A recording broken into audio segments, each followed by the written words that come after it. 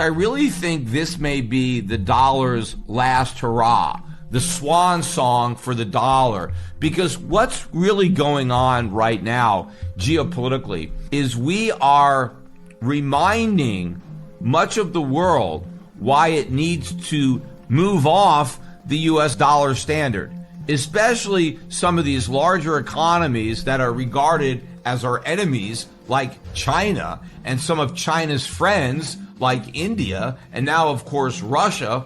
And I think the Arab world is also taking a hard look at what's going on right now and considering their tenuous relationship with the United States and how easy it would be for some future president to vilify Saudi Arabia or any of those other countries for a host of political reasons. And I think a lot of people are waking up to the reality of the dangers that this dollar reserve system portends for the rest of the world, in addition to the cost of maintaining the dollar status. Because the U.S. economy has so weakened industrially as a result of its reliance on this crutch, the ability to consume without producing, the ability to run enormous deficits, the fact that Americans don't have to save, that we can just go out and buy whatever we want and rely on the rest of the world to fund our profligacy. This is exacting a heavy cost on the rest of the world. But not only does the world have to bear the burden of this cost, but now they have to accept the risk of this status being used against them, as is fully evident from what's happening right now with Russia and the sanctions. So as I've been saying from the beginning, I think the United States has a lot more to lose from what's going on right now than Russia, because the ruble is just another currency. The ruble isn't the world's reserve currency. The dollar is. We have a lot to lose. Russia doesn't have much to lose. I mean, sure, Putin could lose some credibility, but as far as the overall Russian economy, who knows how much longer Putin's going to be in charge? The leadership may eventually change. Russia's status won't be dramatically diminished over the long run based on where it is now. But that's not the case for the United States. We enjoy this unique, exorbitant privilege as the issuer of the reserve currency.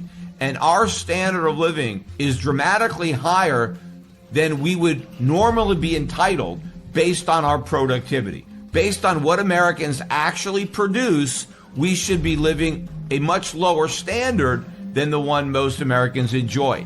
And these higher living standards are only made possible because of the dollar's reserve currency status and the deficits that it allows us to run, both budget deficits and trade deficits. So the government can spend a lot more, and consumers can spend a lot more, and everybody can borrow a lot more, only because of the dollar status. And that is what we are putting in jeopardy. Now, I think it was in jeopardy anyway. We were going to lose that status solely based on the enormity of our deficits and the unsustainable fiscal path that we've been on for years. But I think what we are doing right now on the world stage when it comes to Russia is going to backfire and accelerate this process. Well, you know, when you live in a glass house or a glass White House, you shouldn't throw stones, because even more damage is going to be done to the U.S. economy, the U.S. stock market, the U.S. dollar,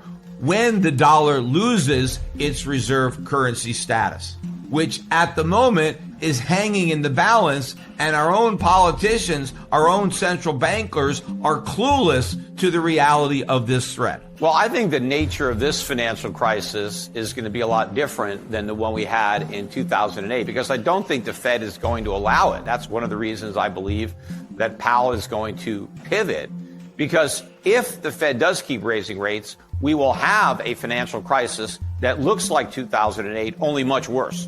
Because 2008 was about bad debt. It was about people borrowed money and they couldn't pay it back. And the collateral for the loans was no good because it was real estate and prices went down. Well, we have much more debt now than we had in 2008. I mean, by an order of magnitude. Everybody has more debt than they had back then.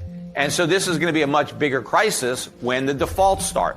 And all those banks that were too big to fail, that were bailed out in 2008, they're a lot bigger now. And when they fail, it's going to be a lot worse, except with inflation too high and the Fed fighting inflation, there are no bailouts. There's no TARP 2.0. All these banks are going to have to be allowed to fail. And that means customers are going to lose money, not just stockholders or bondholders. The customers are going to lose money because the FDIC doesn't have any money unless it gets it from the Fed. And the Fed isn't going to be giving out money if it's fighting inflation. It's taking away money.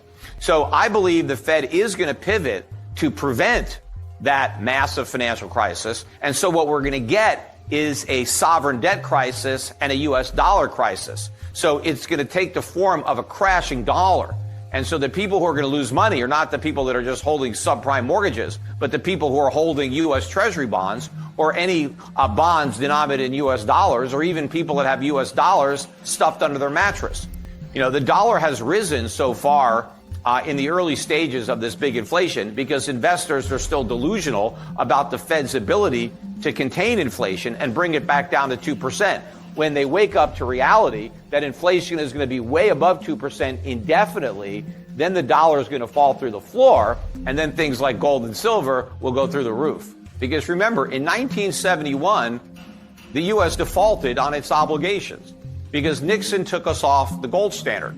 But prior to that, if you owned a Federal Reserve note and you were a foreign central bank, you owned an obligation of the United States government to pay you gold. Federal Reserve notes were notes for gold. And the U.S. government defaulted on those notes. We told all of our international creditors, we promised to pay you gold. If you had $35, we promised you an ounce of gold.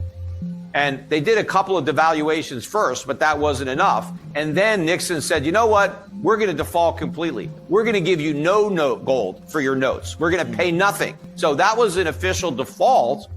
And then gold went from $35 an ounce up to $850. So people who had U.S. Federal Reserve notes thought they were going to get a certain amount of gold. They ended up getting a fraction of that gold because the value of the dollar imploded relative to gold because we defaulted on that promise. But we didn't officially default on treasuries, but we defaulted on the fact that those treasuries were supposed to be repaid in gold. Because when we repaid treasuries in Federal Reserve notes, that was the equivalent of gold. They used to say the dollar is as good as gold because it was not only backed by gold, but redeemable on demand for gold. So that was the first default. This default is going to be different because obviously we're no longer on a gold standard. So nobody who owns U.S. treasuries or U.S. dollars has any expectation that they're going to be given gold. But they do believe they're going to be able to afford to buy gold. They're going to wake up to the reality that gold's going to be so expensive in terms of dollars, they're not going to be able to afford to buy any. Because I think the dollar is going to implode, and I think it's going to lose its status as the reserve currency. And that is going to be a game changer for the U.S. economy because we rely on the ability to exchange the paper we print, U.S. Federal Reserve notes, dollars, for the goods the rest of the world produces. So we are dependent on the rest of the world for the goods that we consume. And we don't have to produce goods in exchange. And that's been the free ride that we've had on this global gravy train. And that's going to come to an end. And that's going to have profound implications for the U.S. economy.